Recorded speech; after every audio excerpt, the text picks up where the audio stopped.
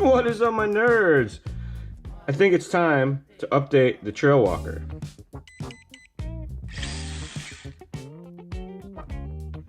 Welcome back and thanks for tuning in.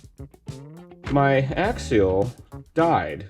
The rear end gear blew up and it's going to be a minute before I want to take the time to fix it. However, my Trailwalker has not gotten any brushless love yet. We put a fresh brush motor in this a while back and it's great and all, but if I'm honest, I have become slightly addicted to the power and finesse of brushless.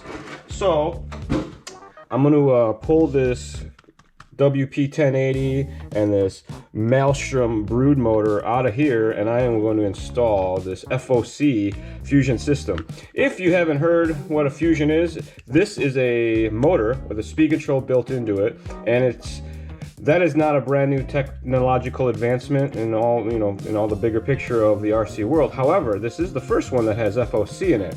If you don't know what F.O.C is, F.O.C started in our axe combos, and it is a different style of sensor system. It's a closed loop setup, and what that means for rock crawlers is it's basically perfect. It has super fine control, excellent response, drives downhill great, has really strong brakes, all that fun stuff. But this is the size, give or take, of a 540 size motor, or a 550 motor rather, and this is a normal 540 size motor. So you could see there's, you know, a little bit of difference there, and that's the speed control in the end of it. But to get you some numbers, this guy is slap some calipers, you know, on there, 64, 63.5 millimeters, give or take.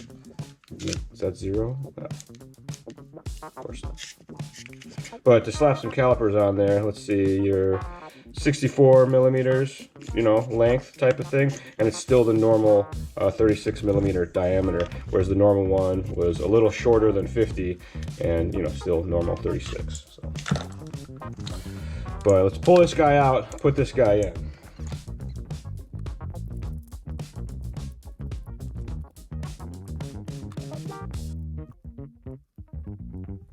The good news is I have a home for this system. I have a Tamiya CC02, the solid axle scaler that Tamiya did, that will end up getting this, because we're going to get that guy running. It's one of them super scalers with a fine detail on the body. If you didn't know, this is my Element RC Trailwalker. It's a ready to run that Associated does. If you're new to the rock crawl world, Associated got into the rock crawling world also. Team Associated, if you've been around RC for a minute, you know who they are. Legend in the racing world. They got their crawl on also, because they like fun.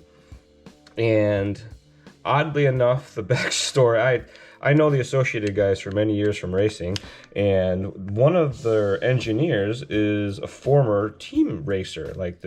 Actually, several of their engineers are former team racers, but specifically the guy who did the Trailwalker, Aaron Lane, him and his dad, I met, back in my Novak days, racing. I think the first time I met him may have very well been at SoCal Raceway, and he ended up going to school while he was racing. I mean, he was in high school, I think, when I met him, maybe even before, and ended up going to college, and then got his engineering degree and started working for Associated a few years back. And when they did the announcement on this guy, the whole, what do you call it? The line, I guess you'd say. Aaron was part of all of that, and it was pretty cool to see. And the truck works super good too, so that's even better. Good job. So I'm going to save this for later. And then this is going to replace that. So it's the motor with the speed control built in. The wires are going to go boink right in there. That's going to be awesome. We haven't got that far into this yet.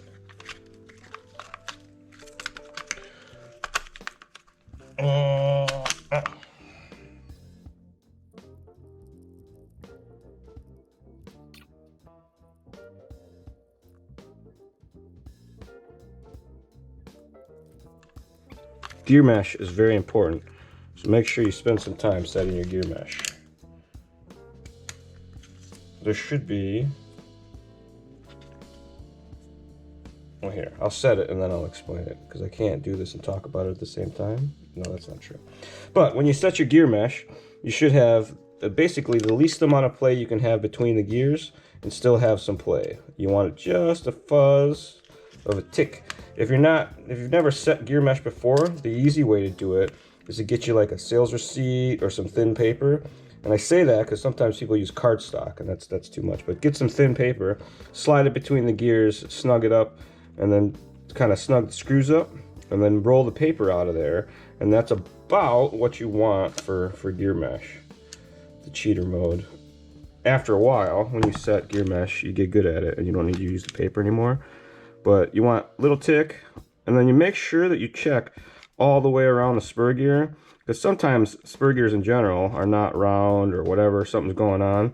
So it's good to check all the way around and make sure you don't have a tight spot, something in the gears, whatever. This thing is super round, so it's the same all the way. And then there's one wire that I have to deal with, and that's the one that plugs into the throttle channel on the receiver. This receiver box is pretty cool. It's got the little rubber grommet guy. You can slide your wires down in there. Actually, we're going to put the servo in first, I think. So much wire. But this way you have like, I want to say 9, maybe 10 inches. This was a production model? No, I'm sorry. This unit was a pre-production model, so I'm not sure if this has exactly the same length wire that comes out of the package.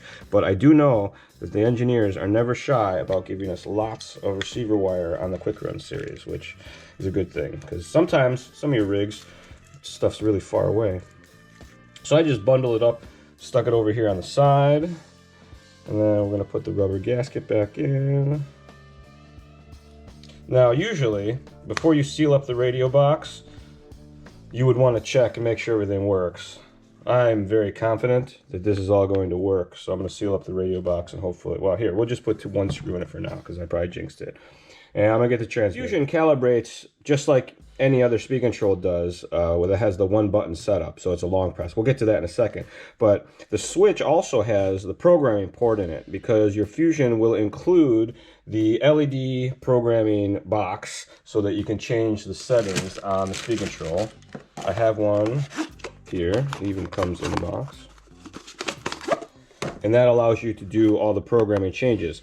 In case whatever you lose this one, it'll work with the older LED box from the WP1080, just the stickers don't match. So use your instruction manual.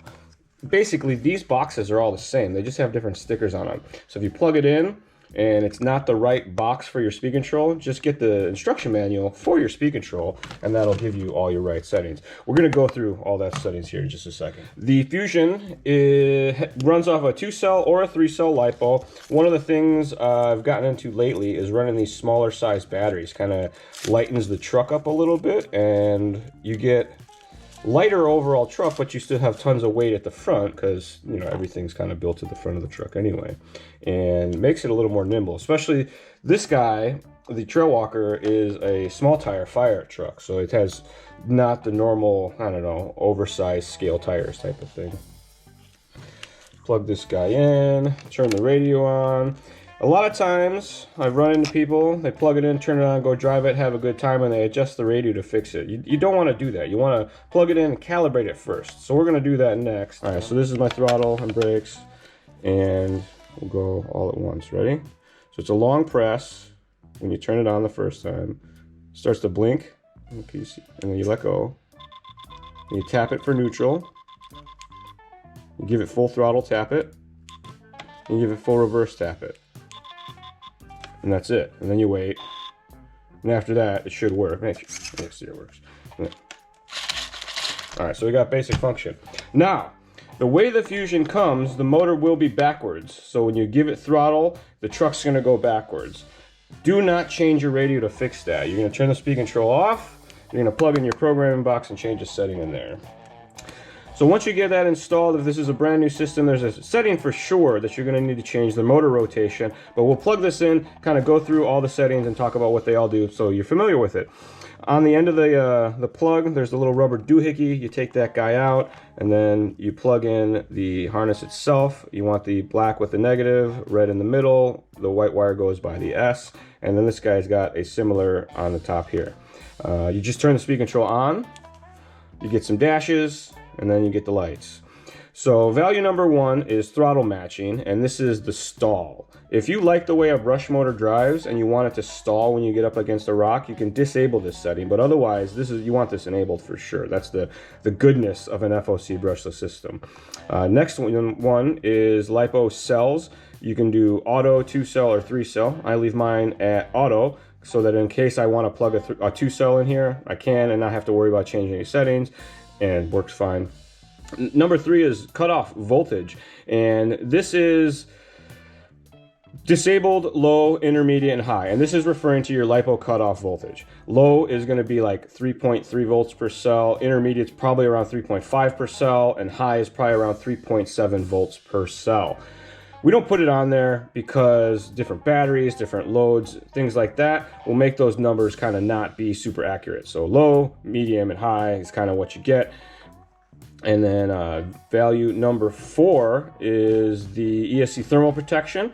So of course, with the motor having the speed control built into it, it can get hot. So we want to make sure that we have some protection there as well. I leave that on the lower setting all the time. And then number 5 is, normally this is going to default onto counterclockwise for your build. This particular system was in another truck, so a lot of these have been changed. But if you put this in a new build, you're going to have to change this to value number 2, and to change that settings, you just tap value and it cycles through them, and when you get to the one you want, you hit OK and it puts it in there. So for normal rock crawlers where the motor points to the front, they're all pretty much going to use clockwise as the rotation setting, and that's referring obviously to your throttle side of the rotation. Next up, number 6 is your BEC voltage. That is exactly that. Has a switching BEC built into it, which is different than a linear BEC in that they're a little more efficient for higher voltages. It's a 4 amp rating, and it does 6 volts or 7.4 volts. This is all stock servos, so I leave it at 6 volts. Even if you have HV servos, you can run HV servos on 6 volts. They run a little bit cooler, they're slightly slower, slightly weaker, but that can keep them alive a lot longer too, so pro tip. The next one up is your drag brake force, and this is the strength of your drag brake, how hard the drag brakes are. So the rock crawl systems, they automatically go to brakes when you let off the throttle and go to neutral, and this controls that strength. I don't like a ton of drag brake. It's like way overkill most of the time, and sometimes when you get in those big hills, it's nice to be able to let off the throttle and let the brake kind of work the truck down. So I kind of run this in the middle all the time. Drag brake rate. Now this one I always turn down. This is another difference between the Fusion and the Axe, is that this does not have the sweet auto mode that the Axe has. So the next best thing is number 1. And what that does is it's controlling how quickly the speed control applies the drag brake. So think of it, if you're driving along, you smash the brakes, the brake rate is how hard you smash the brakes. So number 9, obviously very quick, and number 1, obviously very slow. So I like to run mine pretty slow. And then value number 9 is the max reverse force. A lot of times people run 100% reverse. I tend to be not very smooth with my reverse. So I kind of slap it a little bit, and sometimes that can be bad. So I run my reverse, not always all the way up. And this is basically that. Reverse force is how fast the reverse is. And that's all 9 of the settings that are in the speed control. So there you go.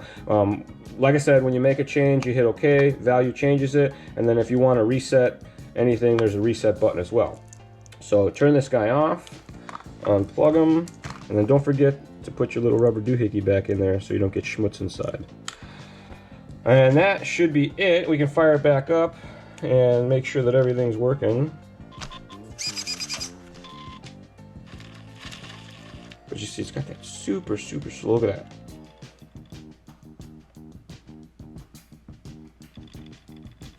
So slow. Nice and quiet too. This truck's nice. I haven't beaten the crap out of it yet, so it's still pretty darn quiet. That's a good sign. And this is not a fully full charge battery either. My steering trim's way off. There we go. Alright, so we're going to put the gear cover back on, and then we'll get this guy out on trail and have some fun. If you do have any questions about anything you've seen here in the video, the Fusion itself, check down below in the description. Usually have some links down there. This system sells for $150 for a field orientation control. That's the FOC. brushless system that's waterproof, 2-cell, 3-cell, has a switching BEC built into it, includes the programming box with it, so there's nothing you really have to worry about. It'll plug into most any radio system and work totally fine. Works with all the RTRs that are out there.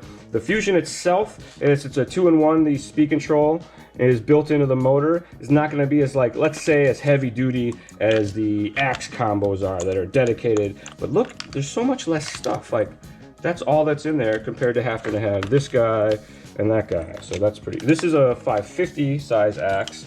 This is the 540 size axe. And for a quick comparison, the Fusion is, give or take, a little bit smaller than the 550 size motor. If you do have any questions, comments, and or concerns, please let us know. You can drop us an email, northamerica@hobbywing.com. Thanks for watching.